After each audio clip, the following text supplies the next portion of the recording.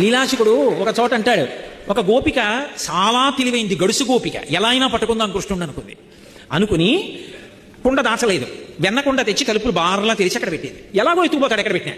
ఇప్పుడు వస్తే ముందు పిల్లలందరికీ పెడతాడు, పెట్టేటప్పుడు చెయ్యి అంతా వెన్న అవుతుంది, అడుక్కెళ్లే కొద్ది తీయాలి కదా, మరి మోచేయి వరకు అంటుకుంటుంది. ఆఖరణ తను తిందాం అనుకుంటాడు, పట్టుకుంటాడు, రెడ్ హ్యాండెడ్గా దొరుకుతాడు. అమ్మకప్ప చెప్తాను పట్టుకెళ్ళి అని. ఈవిడ తలుపు చాట్ట నుంచి కుండ అక్కడ ఎట్టింది. రాణి వచ్చాడు, అటు ఇటు చూశాడు, ఆయనకి తెలియదు సర్వజ్ఞుడు. ఫాల్ ఇన్ లైన్, అందరూ వరుసలో నించోండి అన్నాడు. మెల్లిగా ఒక్కొక్కడికి తీసి పెట్టాడు, ఒక్కొక్కడు తింటున్నాడు, వెళ్ళిపోతున్నాడు. మళ్ళీ దొంగతనంగా లైన్లోకి రావడం అలా ఉండవు అక్కడ, వాళ్ళు వెళ్ళిపోతున్నారు. అందరూ వెళ్ళిపోయారు, చూశాడు. మళ్ళీ చెయ్యిలా పెట్టి ఆకరణ తీసి తను ఇలా తినబోతున్నాడు, టక్కన వచ్చి పడుతుంది. దొరికాడు రా అనుకుంది. ఇప్పుడు దొరికిపోయిన తర్వాత పిల్లలు భయపడాలి కదా, వెంటనే ఇలా వదిలిపించేసుకుని అదేంటి వదిలేనమ్మా ఏదో తప్పు అయిపోయింది అనాలి. ఏమనలేదు, ఇలా చూశాడు. అదేంటి ఇంత దొరలా ఇలా చూస్తున్నాడని ఆవిడ అసలు ఏమంటాడో చూద్దాం, కస్తంబాల అంది. అబ్బాయి ఎవరు నువ్వు అంది.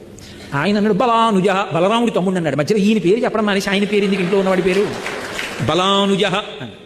ఆవిడంది ఓహో కిమిహతే మన్మందిరాశంకయా, ఇక్కడికి ఎందుకు వచ్చావు అంది. ఇలా చూసి మా ఇల్లు అనుకున్నాను, మీ ఇల్లా.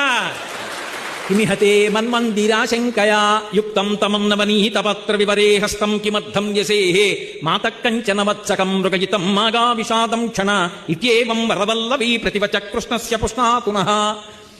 అయ్య బాబోయ్, గుండెలు తీసిన బొంటు, మా ఇల్లు అనుకున్నావా, అందుకు వచ్చావా, మీ ఇల్లు కాదని తెలియలేదా అని ఆవిడంది.